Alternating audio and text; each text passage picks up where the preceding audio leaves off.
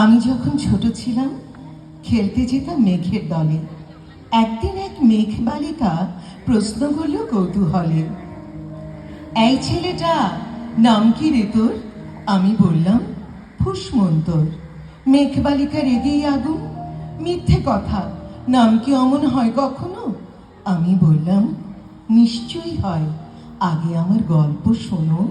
সে বলল শুনবো না, যা, সেই তো রানী, সেই তো রাজা, সেই তো একই ঢাল তলোয়ার, সেই তো একই রাজার কুমার পক্ষী রাজে, শুনবো না আর ওসব বাজে। আমি বললাম তোমার জন্য নতুন করে লিখবো তবে। সে বলল সত্যি লিখবি? বেশ, তাহলে মস্ত করে লিখতে হবে, মনে থাকবে, লিখে কিন্তু আমায় দিবি। আমি বললাম তোমার জন্য লিখতে পারি এক পৃথিবী। লিখতে লিখতে লেখা যখন সবে মাত্র 2-4 পাতা, হঠাৎ তখন ভূত চাপলো আমার মাথায়।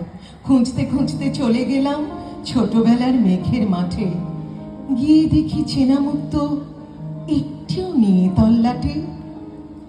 একজনকে মনে হলো ওরই মধ্যে অন্য রকম। এগিয়ে গিয়ে বলি তাকে, তুমি কি সেই মেঘ বালিকা? তুমি কি সেই? সে বলেছে মনে তো নেই, আমার ওসব মনে তো নেই। আমি বললাম তুমি আমায় লেখার কথা বলেছিলে।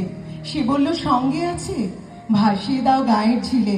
আর হ্যাঁ শোনো, এখন আমি মেঘ নই আর, সবাই এখন বৃষ্টি বলে ডাকে আমায়।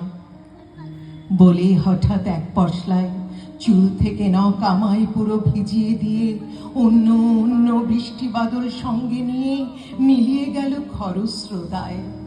মিলিয়ে গেল দূরে কোথায়, দূরে দূরে বৃষ্টি বলে ডাকে আমায়, বৃষ্টি বলে ডাকে আমায়। আপন মনে বলতে বলতে আমি কেবল বসে রইলাম, ভিজি একসা কাপড় জামায় গাছের তলায় বসে রইলাম। বৃষ্টি নাকি মেঘের জন্যে?